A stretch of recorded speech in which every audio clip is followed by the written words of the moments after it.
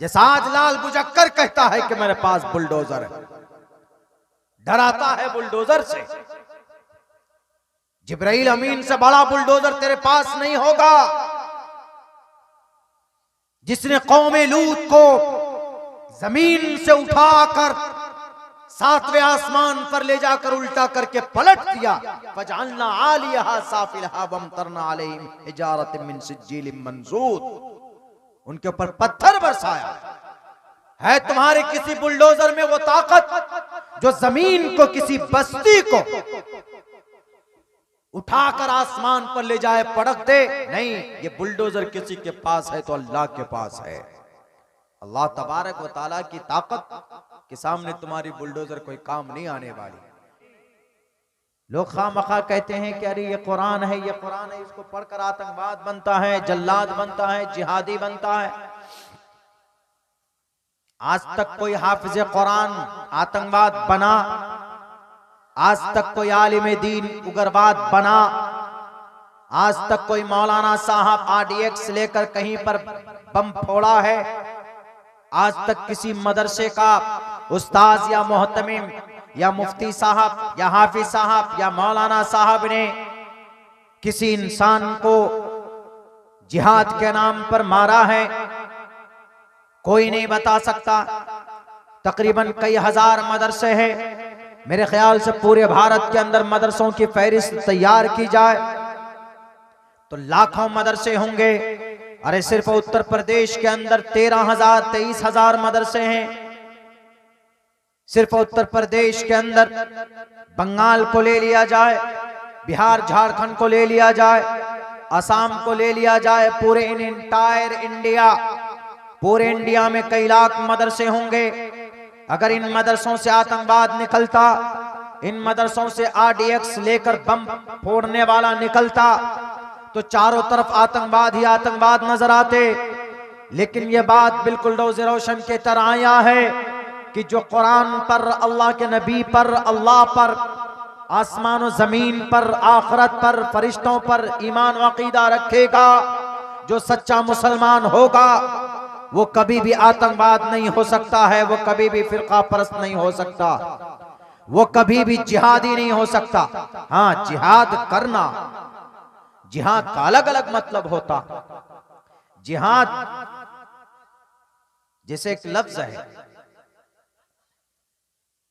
अंग्रेजी में है। अंग्रेजी में एक लफ्ज क्या है? आई लव यू बोलते हैं अंग्रेजी में। इसका मतलब होता है कि हम आपसे मोहब्बत करते हैं। अगर ये लफ्ज अगर कोई लड़का अपनी माँ को बोलता है तो इसका मतलब अलग होता है। कोई शौहर अपनी बीवी को बोलता है तो इसका मतलब अलग होता है। कोई भाई अपने बहन को बोलता है तो इसका मतलब अलग होता है, बुरा नहीं होता, अच्छा होता। लेकिन अगर कोई नौजवान लड़का गैर महरम, ना महरम नौजवान लड़का अगर किसी नौजवान लड़की को बोलता है तो इसका मतलब नाजायज और हराम का होता है, परमिशन नहीं बोल सकते। लफ्ज बदला, ये जगह बदली, लफ्ज एक ही है, मीनिंग बदलता गया, एक ही लफ्ज है। जगह स्पेस बदलने से, जगह बदलने से माना बदल जाता है। ऐसे ही जिहाद है, जिहाद की जगह बदलने से उसका मतलब बदल जाएगा। मिसाल के तौर पर लफ्ज जिहाद, कोई आदमी इल्म हासिल कर रहा, मेहनत कर रहा, तो जिहाद बिल इल्म हो सकता। कोई आदमी अपने नफ्स, शैतानी अपने नफ्स को तोड़कर नेकी का काम कर रहा है तो यहां पर भी जिहाद का इस्तेमाल होगा। अगर कोई आदमी किसी दुश्मन, कोई दुश्मन उसके सामने आ गया, उसकी जान पर आ गया, मारने पर आ गया, उतावला हो गया, तो वो आदमी अपनी जान की हिफाजत के लिए उससे मुकाबला कर रहा है, तो ये जिहाद है। इसी जिहाद को कुरान करीम के अंदर कई जगह पर इस्तेमाल किया है और इसी जिहाद को कुरान की इन्हीं आयतों को लेकर आजकल मीडिया वाले कुरान को बदनाम करते। हम उनको कहते हैं कि भाई कुरान में न लड़ाई है न तशद्दुद है। हाँ, कुरान करीम के अंदर लड़ाई और तशद्दुद की इजाजत तो नहीं है, लेकिन अगर कोई लड़ने आए, अगर कोई घर से निकाले तो फिर उसको इजाजत है कि अपनी घर की हिफाजत करो, तो फिर उसको इजाजत है कि अपनी जान की हिफाजत करो। ये तो सुप्रीम कोर्ट का भी फैसला है। अल्लाह के नबी ने जंग कब शुरू की? 13 साल तक मक्का में रहे। कौन सा ऐसा जुल्म नहीं था जो सहाबा किराम ने बर्दाश्त न की हो? कौन सी ऐसी परेशानी नहीं थी जो हजरत सहाबा किराम ने बर्दाश्त न किया हो? इतने सारे जुल्म ढाए गए। अल्लाह के नबी का गुनाह क्या था? यही ना, या अय्युहन्नास क़ूलू ला इलाहा इल्लल्लाहु तुफ़्लिहू, कि अल्लाह एक है कामयाब हो जाओगे कह लो।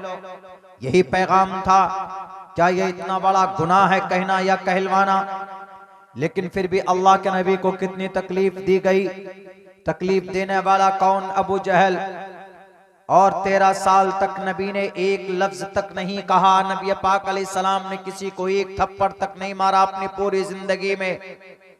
हजरत बिलाल हबशी ने जब कलिमा पढ़ा, उनके जिस्म में तकलीफें दी गई, पत्थर डाला गया। हजरत खब्बाब बिन अरत रजी अल्लाह ताला अन्हु को अंगारों पर आग जलाकर, लकड़ियों में आग जलाकर ऊपर से डाल दिया जाता था और उनकी पीठ से चर्बी पिघल पिघल कर वह आग बुझ जाती थी। हजरत खब्बाब बिन अरत के साथ ये जुल्म किया गया। 60,000 मक्का वासियों के सामने में एक बूढ़ी औरत, 80 साल की एक बूढ़ी औरत बीबी सुमैया रजी अल्लाह ताला अन्हा को बीच से 2 लख्त कर दिया गया, बीच से चीर कर रख दिया गया। तब भी अल्लाह के नबी ने किसी के ऊपर तलवार उठाने की इजाजत नहीं दी। हजरत जुबैर की आंखें निकाली गई, तब भी अल्लाह के नबी ने किसी के ऊपर ये नहीं कहा कि तलवार उठाओ, लड़ाई करो, मुकाबला करो। हजरत अबू बकर सिद्दीक रजी अल्लाह ताला अन्हु जब मक्का में जाते तो उनके ऊपर ये अबू जहल, इनके चेले उतबा, शैबा, वलीद, हंजला, मुगीरा जुल्म करते। और जब पेट नहीं भरता तो उन्होंने एक मर्तबा ऐलान किया कि एक घाटी में, पहाड़ों के दोनों बीच में एक घाटी के अंदर नबी के, मोहम्मद के और इनके मानने वाले जितने भी सहाबा हैं, मर्द हैं, औरत हैं, उन सबको इसमें बंद कर दिया जाए, इनका बॉयकॉट करो। सबने बॉयकॉट किया। मक्का वालों ने अबू जहल के कहने पर 3 साल तक शेबे अबी तालिब में घाटी का नाम है, अल्लाह के नबी वहां पर रहे। खाने का सामान खत्म हो गया, आटा खत्म हो गए, आटे खत्म हो गए, रोटी नहीं, चावल नहीं, दाल नहीं, खजूर नहीं, घी नहीं कि अपने बच्चों को खिला दें। जो माएँ जिनके पास छोटे बच्चे थे, दूध पीने वाले बच्चे थे, माओं के सीने में दूध नहीं कि बच्चों के हलक में उतार दिया जाए। लेकिन तब भी ये जालिम लोग, इन्होंने बंदिश को खत्म नहीं किया था। अल्लाह के नबी तब भी कहते थे सब्र करो, सब्र करो।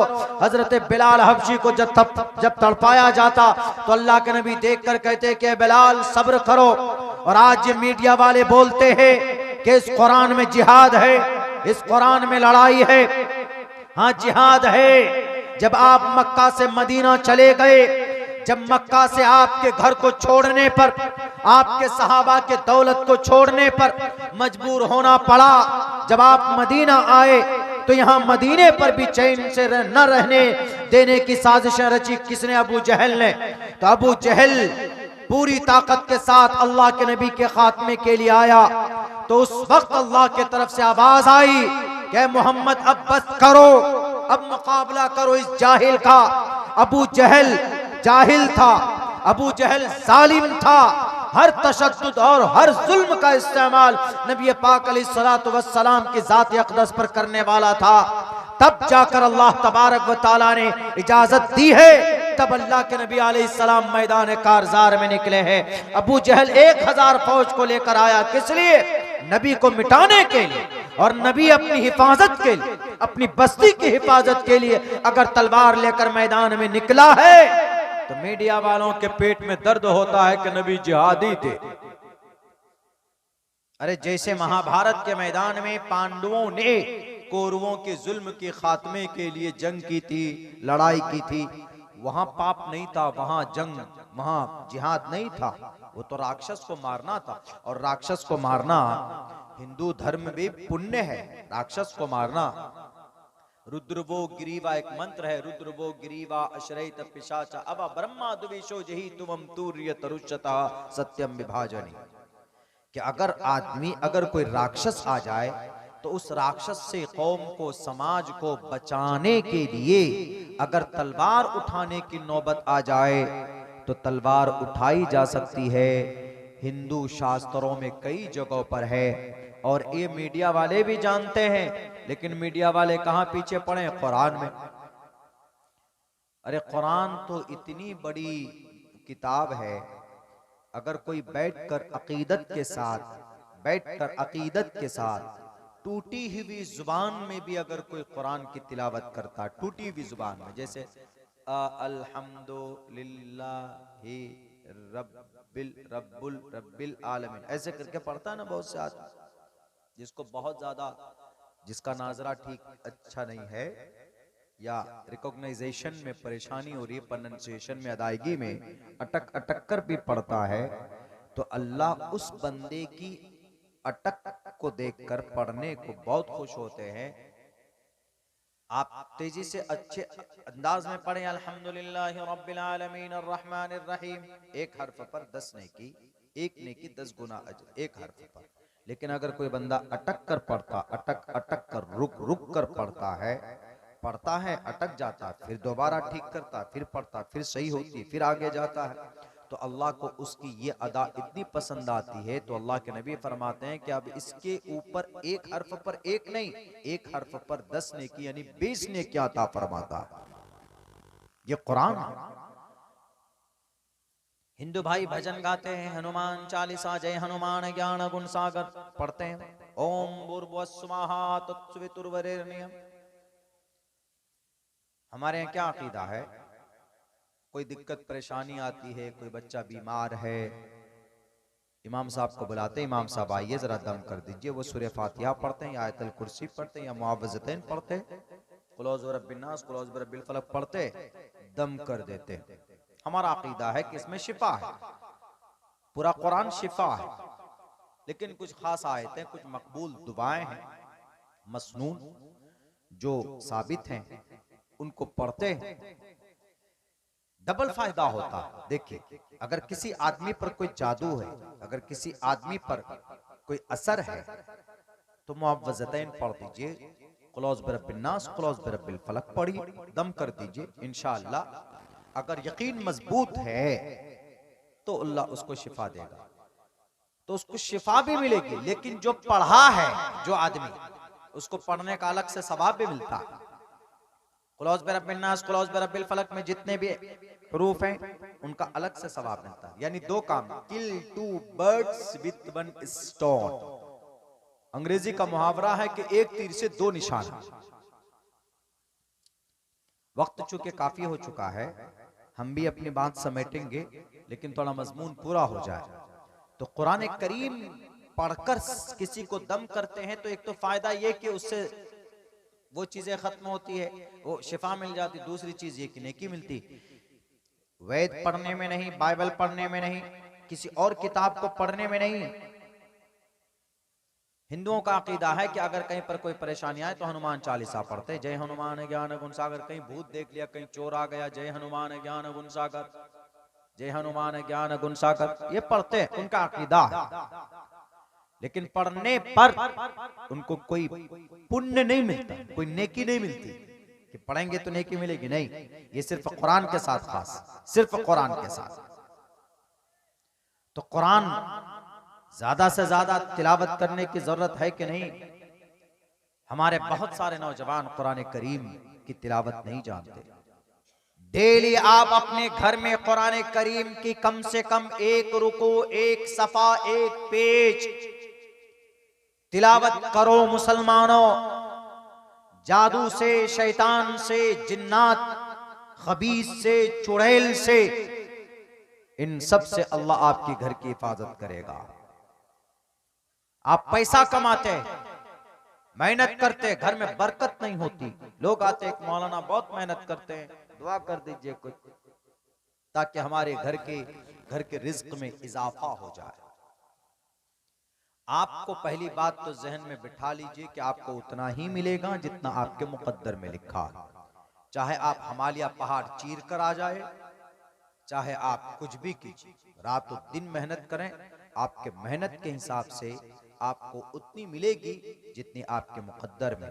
लेकिन अगर बेबरकती होती है, अगर आप 500 रुपए कमाते हैं तो अल्लाह आपको इसी में इतनी बरकत दे देगा कि आप उससे वो आदमी से जो 1500 रुपए कमा कर लाता है, जितना काम 1500 रुपए कमाने वाला नहीं करता है एक दिन में, उतना काम आप 400-500 रुपए में अल्लाह करा देगा। इसी को बरकत बोलते हैं। और इसी को मेंटेन करने के लिए कुरान करीम के एक सूरत है, बता दे रहा हूं, पढ़िएगा। अगर यकीन कामिल हो तो सूरह वाक़िया,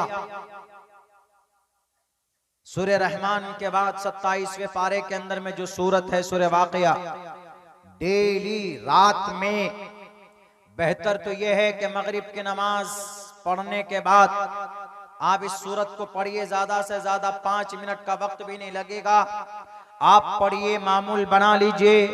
हजरत उस्मान गनी रजी अल्लाह ताला अन्हु का मामूल था, और वह फरमाते भी हैं कि जो आदमी रातों को सूरह वाक़िया पढ़ेगा उसके घर के अंदर कभी रोटी, उसके घर के अंदर कभी भूखमरी, उसके घर के अंदर कभी फाका, उसके घर के अंदर कभी तंगदस्ती नहीं होगी। ये अल्लाह के नबी की हदीस है, और अल्लाह के नबी की हदीस का मतलब ला शक और ला रैब है। जो अहादीस मुतवातिरा हैं, सही अहादीस हैं, उनका ये फरमान है, उनका ये अकीदा, उनके बारे में हमारा ये बातें सिर्फ जलसे तक महदूद नहीं होनी चाहिए, घरों में अप्लाई होनी चाहिए। जलसा जभी कामयाब होगा जब आप अपने बच्चे को हाफिज कुरान बनाएंगे। 2 गुना मेहनत बढ़ जाएगी कि नहीं जनाब, हमने बड़ी बहुत ज्यादा हमने हाफिज कुरान के मर्तबे के बारे में सुना। हाफिज कुरान के माँ बाप के सर में ऐसा रोशन ताज डाला जाएगा कि लोग कल क़यामत में पूछेंगे कि अल्लाह ये तो कोई बहुत बड़ा अल्लाह का वली नहीं था, तो अल्लाह उधर से आवाज आएगी कि अल्लाह का वली तो नहीं था, लेकिन इसने अपने बेटे को गुर्बत की हालत में भी हाफिज कुरान बनाया था, और उन्हीं के एजाज और इकराम में ये इनके सर पर रोशन ताज पहनाया जा रहा। इसीलिए मैं कहा करता हूं कि मुसलमानों, हाफिज कुरान अपने बच्चे को बनाइए, जो चीजें जरूरी है वो कीजिए। अगर अल्लाह आपकी हिफाजत नहीं करेगा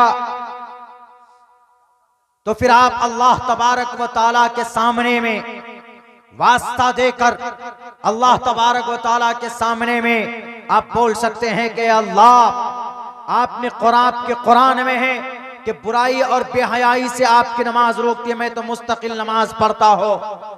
आपके घर के अंदर तंगदस्ती है, सूरह वाक़िया पढ़िए और अल्लाह से वास्ता देकर दुआ कीजिए कि अल्लाह, अल्लाह के नबी की हदीस है, आपके प्यारे पैगंबर की हदीस है, ए अल्लाह मैंने उनकी बातों पर यकीन करते हुए पढ़ना शुरू किया है, मगर मेरे घर के अंदर फक्र फाका है, तंगदस्ती है। इंशाअल्लाह तबारक व तआला वास्ता देकर जो बात की जाती है, आप सबसे बड़ा वास्ता आपकी नेकी का है, अल्लाह तबारक व तआला की नजर में आपके काम का। लेकिन आज हम नमाज छोड़ते हैं, आज हम अपनी झूठ बोलते हैं, अपनी 24 घंटा जिंदगी के अंदर घरों के अंदर नमाज को तो ऐसे छोड़ देते, अजान की आवाज कान में आती है, पढ़ना तो दूर की बात, अजान किया का जवाब भी नहीं देते। अल्लाह की मदद कैसे आएगी? फिर हमारी मस्जिदों पर, हमारे मदरसों पर बुलडोजर नहीं चलेगा तो क्या चलेगा? वरना अल्लाह तो बड़े बड़े बादशाहों को लपेट दिया। अबरहा भी आया था बड़ा बुलडोजर लेकर, काबतुल्लाह जिसका हम हज करते उसको ढाने के लिए आया था। लेकिन उस वक्त का ईमान का पहाड़ अब्दुल मुत्तलिब, अल्लाह के नबी के दादा, उन्होंने कहा कि अबरहा तो इस मस्जिद को गिराने आया है, तुझे पता है ये मस्जिद किसकी है? अबरहा ने कहा कि मक्का वालों की। कहा कि मक्का वाले की ये मस्जिद नहीं है, ये मस्जिद अल्लाह की है, और जब मस्जिद अल्लाह की है तो अल्लाह तुझसे खुद मुकाबला करेगा। अबरहा ने कहा कि मेरे पास बुलडोजर है, जैसा आज लाल बुजक्कर कहता है कि मेरे पास बुलडोजर है, डराता है बुलडोजर से। जिब्राइल अमीन से बड़ा बुलडोजर तेरे पास नहीं होगा। जिसने कौमे लूत को जमीन से उठाकर 7वें आसमान पर ले जाकर उल्टा करके पलट दिया, फजअलना आलियहा साफिलहा वमतरना अलैहिम हिजारतम मिन सिज्जीलिम मंजूद, उनके ऊपर पत्थर बरसाया। है तुम्हारे किसी बुलडोजर में वो ताकत जो जमीन को, किसी बस्ती को उठाकर आसमान पर ले जाए, पटक दे? नहीं, ये बुलडोजर किसी के पास है तो अल्लाह के पास है। अल्लाह तबारक व तआला की ताकत के सामने तुम्हारी बुलडोजर कोई काम नहीं आने वाली। तो अबरहा को कहा अब्दुल मुत्तलिब ने के अबरहा ऊंट मुझे दे दो, मेरा ऊंट है, तुमने ले रखा है, लेकिन इस घर का मालिक अल्लाह, अल्लाह हिफाजत करेगा। मेरे भाइयों, उसके पास एक बुलडोजर था, उसका नाम महमूद था, मतलब बहुत बड़ा हाथी था। यानी वो हाथी इतना ताकतवर था कि आपकी इस पूरी बस्ती को तबाह करने के लिए वो अकेला हाथी काफी था, इतना ताकतवर था। उस वक्त तो कोई ये मौजूदा बुलडोजर जो पीले कलर का होता है, जेसीबी वगैरह की शक्ल में, वैसा नहीं था, टेक्नोलॉजी नहीं थी। तो उस वक्त जानवर हुआ करते थे, उस वक्त तोप मंजनीक हुआ करते थे। हाथी उसको स्पेशल लाया अबरहा ने, कैसे कि काबे की दीवार को तोड़ देंगे, ईंट को उठाकर, पत्थर को उठा कर लेकर जाएंगे। जब उसने कोशिश की, शुरू की, हाथी को आगे बढ़ाना शुरू किया, तो उसके बाद देखिए अल्लाह कैसे मदद करता है। अल्लाह तबारक व तआला ने आसमान पे ऊपर उन फौजों के ऊपर, अबरहा के लश्कर के ऊपर छोटे छोटे चिड़िया को, तैरन अबाबील जिसको कुरान ने कहा, पूरी सूरत नाजिल हुई है। सूरह अलम तरा कैफ, सूरह फील के नाम से मशहूर है, पढ़िए। अलम तरा कैफ फ़अल रब्बुक, क्या तुमने नहीं देखा कैसा किया तुम्हारे रब ने, बिअस्हाबिल फील, हाथी वालों के साथ। चूंकि हाथी लेकर आया था अबरहा,